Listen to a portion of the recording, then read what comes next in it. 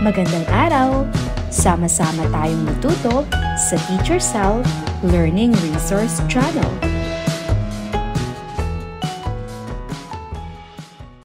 GMRC 4, Quarter 1, Week 2. Para sa nilalaman, mga sariling gawi ng mabuting pakikitungo sa mga kasapi ng pamilya. Pakikitungo sa mga kasapi ng pamilya at ang kahalagahan nito. Epekto ng mabuting gawi ng pakikitungo sa mga kasapi ng pamilya. Pagsusuri ng sitwasyon. Paano mo maipapakita ang iyong kakayahang mag-isip at magmahal ng tao sa mga sitwasyong ito? Una, ikaw ay inutusan ng magulang mo na tulungan ang iyong bunsong kapatid na gumawa ng kanyang takdang aralin. Ngunit ikaw rin ay mayroong proyektong gagawin para sa iyong pag-aaral. Paano ka gagawa ng pagpapasya? Tutulungan ko muna ang kapatid ko sa madaling bahagi ng kanyang takdang aralin. Pagkatapos ay gagawin ko ang aking proyekto. Maaari ko ring hilingin sa magulang ko na bigyan ako ng kaunting oras para matapos ang aking gawain. Ang iyong kamag-aral ay umiiyak. Kinausap mo siya at sinabi niya na baka siya ay tumigil na sa pag-aaral dahil wala nang tutulong sa kanya. Paano mo uunawain ang kanyang damdamin? Makikinig ako ng mabuti sa kanyang kwento. Paiinitin ko ang loob niya at sasabihin hindi siya nag-iisa. Hihikayatin ko siyang huwag sumuko at sasabihin kong tutulungan ko siya kung kaya ko. Suri larawan. Suriin ang larawan sa unang hanay at sagutin ang tanong. Ano ang napapansin mo sa mga larawan? Magbigay ng 2 hanggang 3 pangungusap. Isulat ang iyong sagot sa ikalawang hanay. Narito ang 2 larawan. Napapansin ko na masaya ang pamilya habang nagtutulungan sa paghahanda ng pagkain. Ipinapakita nila ang pagmamahalan at pagkakaisa sa bawat gawain. Para naman sa pangalawang larawan, ang bawat miyembro ng pamilya ay may ginagampanang tungkulin. Ipinapakita rito ang pagtutulungan at responsibilidad sa bahay. Sino-sino ang bumubuo ng pamilya? Mahal mo ba ang bawat kasapi ng iyong pamilya? Bakit? Paano mo na ipakikita ang pagmamahal mo sa bawat isa sa kanila? Mahalaga ba ang pagiging matapat sa pamilya? Bakit? Para sa kaugnay na paksa bilang isa, pakikitungo sa mga kasapi ng pamilya at ang kahalagahan nito. Ang pakikitungo sa pamilya ay nangangahulugang isang proseso na ginagamit upang mapanatili ang ugnayan sa mga kapatid, magulang, pamilya at iba pang mga individual. Ang pakikitungo ay nagbibigay daan sa mga pamilya na mapanatili ang koneksyon at pagpapahusay ng samahan, kung saan ang mga pamilya ay maaaring magkaroon ng pagkakataon upang matuto, mag-ensayo at ipakita ang mga bagong asal at pamamaraan sa pakikipag-ugnayan.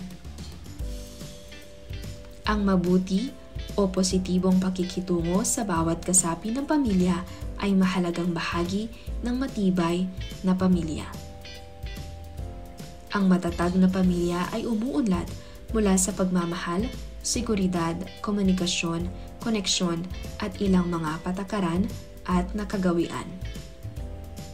Mahalaga na panatilihin at pag-ibayuhin ang mabuti o positibong pakikitungo o relasyon ng bawat miyembro ng pamilya dahil ito ay nakatutulong sa bawat kasapi ng pamilya, lalong-lalo na sa mga bata na maramdaman ang seguridad at pagmamahal na nagbibigay sa kanila ng kumpiyansa, na galugarin ang kanilang mundo, subukan ng bagong mga bagay at mag-aral. B. Pinapadali para sa pamilya na malutas ang mga suliranin, pagtugma sa mga pagtatalo at igalang ang mga pagkakaiba ng opinyon. C. Binibigyan ang mga bata ng mga kasanayan na kailangan nila upang maunawaan at palakasin ang malusog at matatag na relasyon. D. Maaaring mag-udyok sa mga bata na magpamalas ng mataas na moral ng katangian sa pamamagitan ng pagtatag ng kanilang kaalaman sa tama at mali. Para sa pinatnubayang pagsasanay, tama o mali. Isulat ang tama kung ang sitwasyon ay nagpapakita ng pagkilala ng mga sariling gawi ng mabuting pakikitungo sa mga kasapi ng pamilya, at mali naman kung hindi. Una, ipinakilala ni Dino ang kanyang ina sa kanyang mga kaibigan ng may ngiti at pagmamalaki. Pangalawa, sinigawan ni Beth ang kanyang tiya, Susan, nang hindi niya napanood ang aralin sa TV na handog ng DepEd. Pangatlo, bukal sa loob na tinulungan ni Dessa ang kanyang ama sa pagbubuhat ng mga panggatong na kahoy. Pang-apat, nagtago sa loob ng bahay si Ana nang marinig niya ang utos ng kanyang kuya. Hinintay na lamang ni Ben na matapos ang pinanonood ng kanyang bunsong kapatid, saka siya nanood naman ng kanyang paboritong palabas sa YouTube. Sumasagot kaagad si Mel kapag tinatawag siya ng kanyang lolo. Sinisigawan ni Ken ang kanyang nakababatang kapatid kapag nakikipaglaro ito sa kanya. Hindi ako nagmamano sa aking lola kapag hindi niya ako binibigyan ng pera. Inaabutan ko ng malamig na tubig sina nanay at tatay pagkagaling nila sa bukid. Hindi ko pinapansin ang bilin ng aking mga magulang dahil paulit-ulit lang ito. Narito ang mga tamang sagot.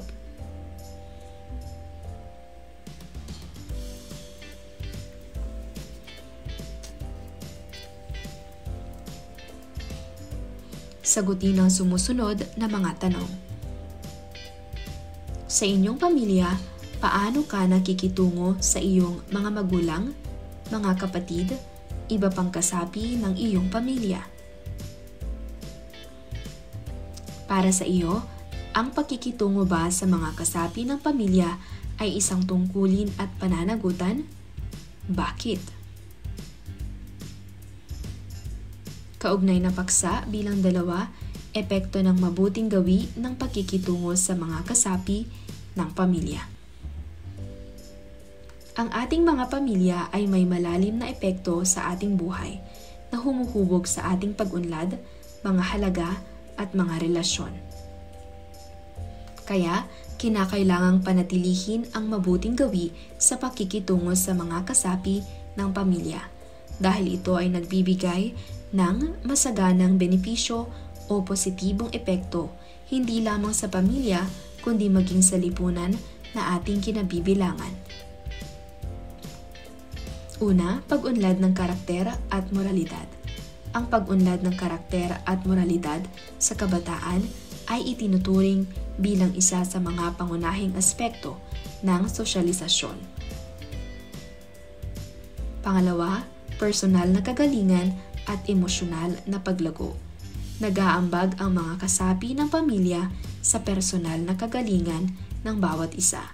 Sa panahon na nakararanas na tayo ng mahirap na mga sitwasyon, nauunawaan natin na ang pagmamahal at pangunawa ng ating pamilya ang pinakamahalagang bagay sa mundo. Pangatlo, pagiging responsable. Ang pundasyon ng pamilya ay may iba't ibang likas na mga tungkulin. Sa bawat kasapi ng pamilya na nagtutupad ng kanilang mga obligasyon, nakikinabang ang buong pamilya dito, kaya't lumalakas ito. Pang-apat, marunong makiramay, maawain, at mapagmalasakit. Isa sa pinakamahirap na bagay na sinusubukang maipamalas ng mga tao sa kanilang buhay ay ang damdamin ng emosyonal na pag-unawa para sa iba.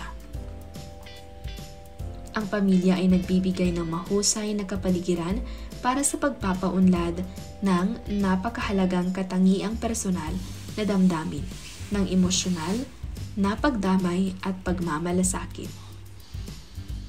Sa pangkalahatan, ang epekto ng mabuting gawi sa pakikitungo sa mga kasapi ng pamilya ay nagpapalakas sa emosyonal at intelektual na pag-unlad. Tumutulong sa paglago ng ugali at psikolohikal na pag-unlad. Nakakatulong sa madaling paglutas at paglalampasan ng mga tunggalian. At nakatutulong sa pagpapalakas ng pakiramdam ng responsibilidad. Angkop na sitwasyon. Piliin ang siyam na sitwasyon na nagpapakita ng mga pangangatwiranan na ang mga sariling gawi ng mabuting pakikitungo sa mga kasapi ng pamilya ay tungkulin at pananagutan ng bawat isa tungo sa masaya at matatag na samahan. Markahan ng check ang mga napiling sagot. Ang pagkakaroon ng masaya at matatag na samahan sa loob ng pamilya ay indikasyon ng pagkakaroon ng respeto at pagpapahalaga sa kanilang mga damdamin. Hindi dapat kilalanin at intindihin ang mga pagkakaiba-iba ng bawat isa sa pamilya. Maglaan ng oras upang magbigay pansin sa mga pangangailangan at kagustuhan ng bawat isa. Ito ay nagpapakita ng pag-aalala at pagmamalasakit. Tanggapin ang bawat isa sa kabila ng kanilang mga kahinaan at imperfeksyon. Ang pagtanggap ay nagpapalakas ng ugnayan sa pagitan ng mga miyembro ng pamilya. Maging handa na tumulong at mag-alaga sa mga kasapi ng pamilya, lalo na sa mga oras ng kagipitan o pagkakasakit. Magkaroon ng kakayahan na magpatawad at mag-move on mula sa mga pagkukulang o hindi pagkakaintindihan. Sa mga pagkakataong may mga hindi pagkakasundo, hanapin ang paraan para magkaroon ng pagkakaunawaan sa pamamagitan ng mahinahon at konstruktibong usapan. Ipakita ang malasakit sa pisikal, emosyonal at mental na kalusugan ng bawat miyembro. Maaaring ito ay sa pamamagitan ng pagtanong kung kumusta sila o pag-aalok ng tulong. Magbahagi ng oras, kasanayan at mga kaalaman sa mga gawain at proyekto sa loob ng pamilya. Ito ay nagpapakita ng pagkakaisa at pagtutulungan. Ang pagpapakita ng tunay na pagmamahal sa bawat isa ay pangunahing aspekto ng gawaing pang-unawa. Narito ang mga tamang sagot. 1, 3, 4, 5, 6, 7, 8, 9, at 10. Sa iyong pamilya, may ituturing ba na tungkulin at pananagutan ang magandang gawi sa pakikitungo sa bawat isa? Bakit? Oo, tungkulin at pananagutan ang magandang gawi sa pakikitungo sa bawat isa dahil ito ay nagpapalakas ng samahan at nagpapakita ng respeto at pagmamahalan sa pamilya. Sa pagtupad mo ng iyong sariling mga tungkulin, ano ang epekto nito sa iyo? Ipaliwanag ang iyong sagot. Nagkakaroon ako ng disiplina at tiwala sa sarili kapag tinitupad ko ang aking mga tungkulin. Natututo rin akong maging responsable at mapagmalasakit sa iba. Isulat sa alinmang bahagi ng bahay ang lahat ng mga kailangan gawin ng isang batang katulad mo upang magkaroon ng masaya at matatag na samahan sa iyong pamilya.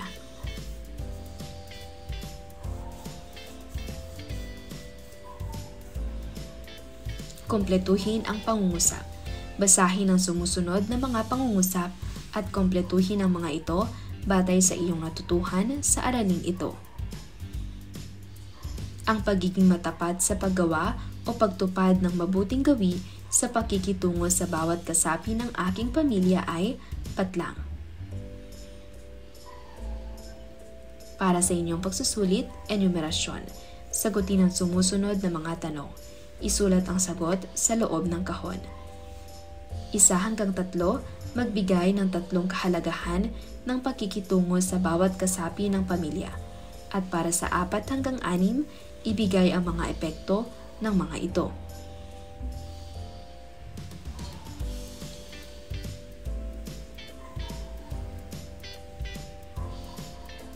Narito ang maaaring maging kasagutan. Nagpapalakas ng ugnayan at samahan ng pamilya. Epekto, nagkakaroon ng masaya at mapayapang tahanan. Nakapagbibigay ng seguridad at tiwala sa isa't isa. Nagiging bukas ang komunikasyon sa pamilya. Nagpapakita ng respeto at pagmamahal. Natututo ang bawat isa ng mabuting asal at pakikitungo. Para sa inyong takdang aralin, journal. Ibahagi ang detalye ng sarili at saysay ng pangyayari, sumulat ng personal na reaksyon, opinyon o suhestyon sa pinag-aralang paksa. Gawin ang gabay na ito sa pagsusulat ng iyong journal. Unang talata, maikling buod ng iyong natutuhan mula sa aralin. Ikalawang talata, batay sa iyong mga natutuhan, paano ito nakakaapekto sa iyong pag-iisip, damdamin o pananaw bilang isang mag-aaral.